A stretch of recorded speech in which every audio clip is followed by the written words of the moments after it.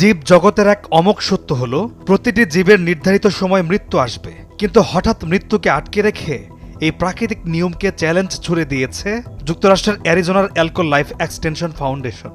প্রতিষ্ঠানটি মৃতদের জীবিত করতে নানা বৈজ্ঞানিক প্রয়াস চালিয়ে যাচ্ছে।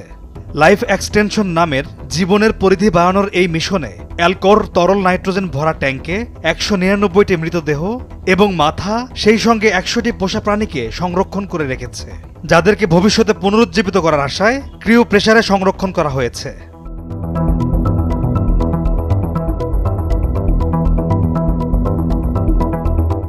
সংরক্ষিত মৃতদেহগুলোকে বলা হয়ে থাকে ক্রিউ প্রিজার্ভড। অ্যালকোরের পূর্ণ বিশ্বাস, এসব মৃত ব্যক্তিদেরকে প্রাণ ফিরিয়ে দেওয়া হবে যখন প্রাণ ফেরানোর মতো উন্নত প্রযুক্তির আবিষ্কার হবে। আর সেই আশায় এখনও মৃত ব্যক্তিদের স্বজনরা অপেক্ষার প্রহর গুনছে। অ্যালকোরের রোগীরা মূলত ক্যান্সার, প্যারালাইসিস কিংবা অন্যান্য জটিল রোগে আক্রান্ত হয়ে মারা যাওয়া ব্যক্তিরা।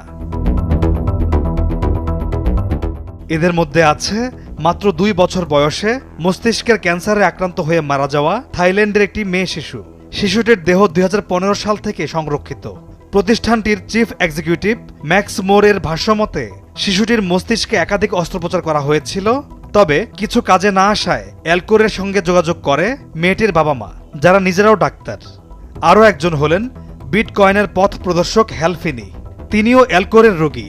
২০১৪ সালে প্যারালাইসিসে প্রাণ হারানোর পর অ্যালকোর তার মরদেহ সংরক্ষণ করে রেখেছে। এই ক্রিউ প্রিজার্ভেশন বা সংরক্ষণ প্রক্রিয়াটি অত্যন্ত ভিন্ন এবং জটিল এক প্রক্রিয়া। ব্যক্তির মৃত্যুর আইনি ঘোষণার পর প্রথমে ব্যক্তির দেহকে কিছুক্ষণ হিমশীতল পানির মধ্যে রাখা হয়। এরপর দেহ থেকে রক্ত এবং অন্যান্য তরল পদার্থ বের করে এসবের পরিবর্তে শরীরে বিশেষ কেমিক্যাল প্রতিস্থাপন করা হয়, যা মৃতদেহকে পচন ধরতে দেয় না। পরে দেহটিকে অতিরিক্ত ঠান্ডা তাপমাত্রায় রেখে নাইট্রোজেন ট্যাঙ্কে সংরক্ষণ করা হয়। এই সময়টাতে কৃত্রিমভাবে রক্ত সঞ্চালনের জন্য একটি যান্ত্রিক সিপিআর যন্ত্র ব্যবহার করা হয়, যাতে কোষগুলোকে ক্ষতি হওয়া থেকে রক্ষা করা যায়। -১১০ ডিগ্রি তাপমাত্রায় শরীর একদম শক্ত হয়ে যায়।